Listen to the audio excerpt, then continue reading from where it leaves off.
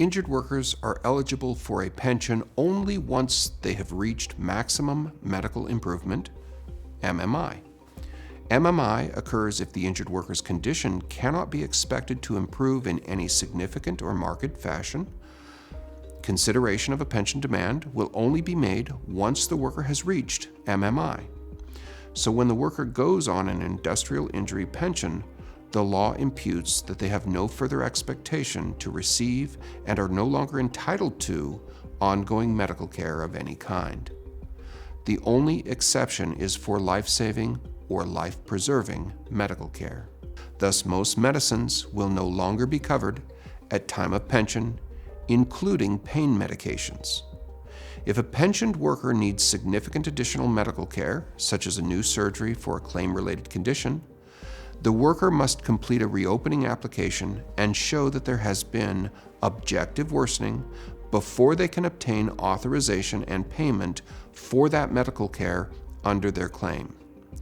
If a pensioned worker is going to need ongoing life-saving or life-preserving medical services during the period of their pension, their treating physician should provide a detailed narrative explaining the ongoing needs prior to when a pension order is issued or becomes final and binding. For example, if blood pressure medication and monitoring is needed on an ongoing basis, causally related to the injured worker's claim, the physician should indicate the number of in-office medication and health monitoring visits that will likely be necessary each year and state that the ongoing medication may need to be changed to alternative medications as facts in the future may warrant. The same would be true for other types of medications as well. Also, if the patient will need periodic diagnostics such as a pulmonary function test for a person with occupational asthma, or an MRI or CT scan for people with other types of conditions, if there's any need for diagnostic services that has to be based on the industrial injury or the sequela of the industrial injury, the physician needs to state this in a narrative prior to when the department's closing order is issued. If a person needs orthotic braces reviewed and potentially replaced every 6 months, or catheters to be regularly provided under their claim, all these types of ongoing needs must be incorporated into the closing pension order. If you are an injured worker and you anticipate needing lifelong treatment that meets the legal definition of proper and necessary, meaning it is going to prevent loss of life or loss of major bodily function while you are on a pension,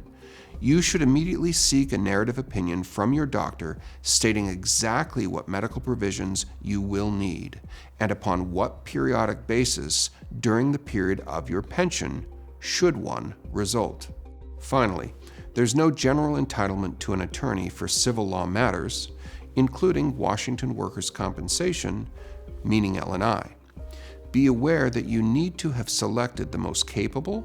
and competent attorneys available, as well as that you should have done this well before you go on to an injury pension scenario.